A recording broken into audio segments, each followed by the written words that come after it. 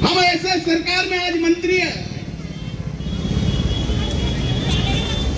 मैं किसानों का मंत्री, फिर भी मैं यहाँ आके आपसे रूबरू होके बात कर रहा हूं। एक लाडली बहना का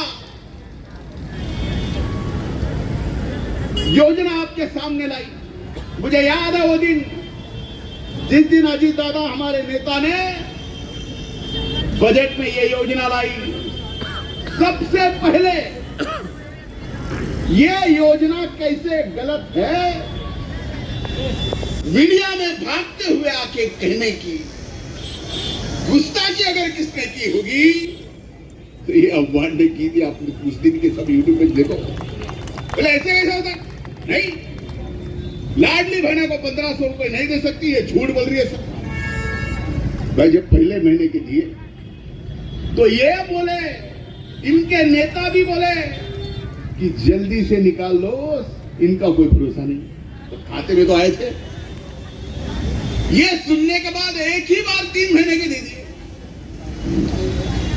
फिर इनका मुंह बंद हो गया, मुंह बंद हो गया।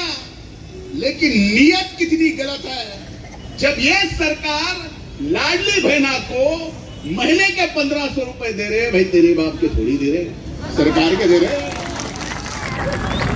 इनके पेट में दर्द इस तरीके से हो गया कि इधर इस योजना के खिलाफ बात करना बंद कर दिया, लेकिन कोर्ट में गए कि ये योजना बंद होनी चाहिए। भाई एक तो हम देने वाले हैं, आज आपको दे के बताया, आपके खाते में पैसे आए, लाडली बहना और उसके प्रति जो हमारी ईमानदारी है ये हमने साबित की।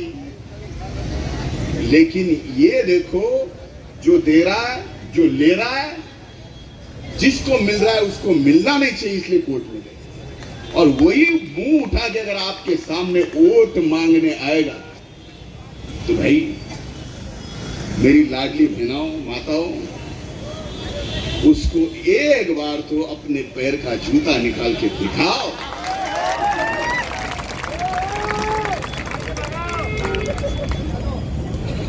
वो आपके दिए हुए पैसे छीनने की बात कर रहे हैं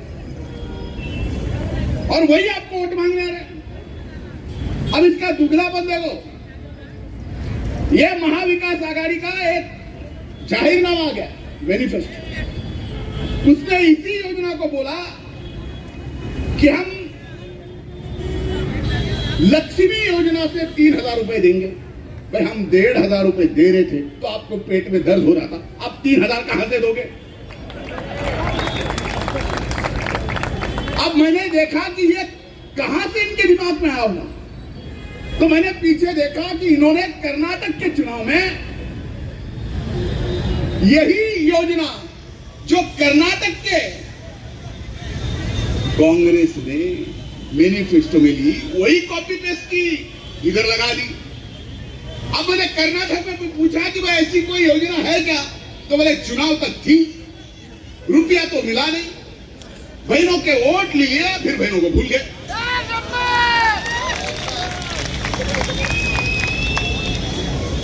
फिर मैंने सोचा कि ये हो सकता है कि कर्नाटक में गलती हुई होगी। मैंने वापस देखा कि तेलंगाना में अभी भी चुनाव हुए, तेलंगाना में वही योजना, नाम वही, 3000 रुपए वही।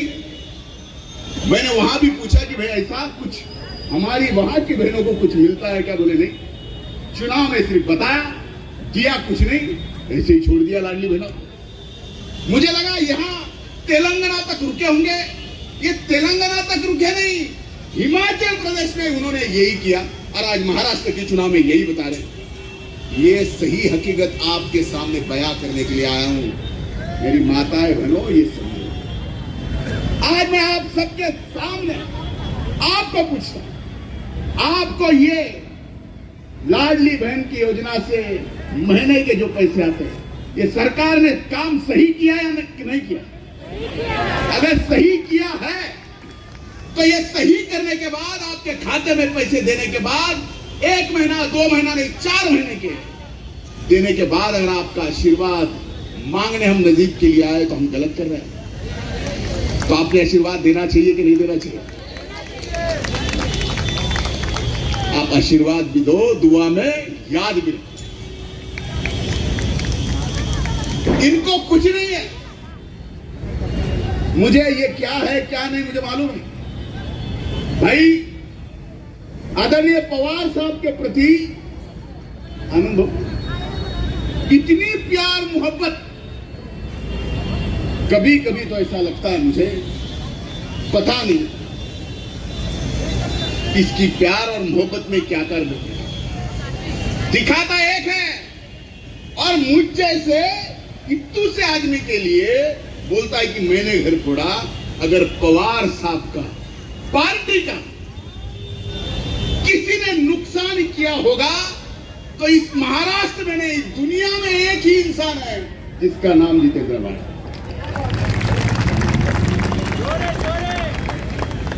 क्यों? कल ये तो सभी चाट रहे थे, उसको सभी चाटने वाले नहीं देखते, उसको अकेले को चाहते थे। तो ये चीज आपने समझनी चाहिए। कोई अगर इस घमंड में और गुरूर में है कि ये कलवा और मुमरा मेरा है, मैं जैसे बोलूंगा वैसा चलेगा, तो ये घमंड और गुरूर चूर चूर करने का मौका आपको इस चुनाव में दिया गया। आज और मेरा और नजीब का भाईचारे का रिश्ता आज से नहीं है। आज मैं इतने दूर से आया, मैं भी चुनाव लड़ा। मैंने बोला भले ही चुनाव में मेरे वहां के मतदाता सही गलत का फैसला करेंगे, ये मेरे खिलाफ भी वहां आया था, मुझे कोई फर्क पड़ा नहीं।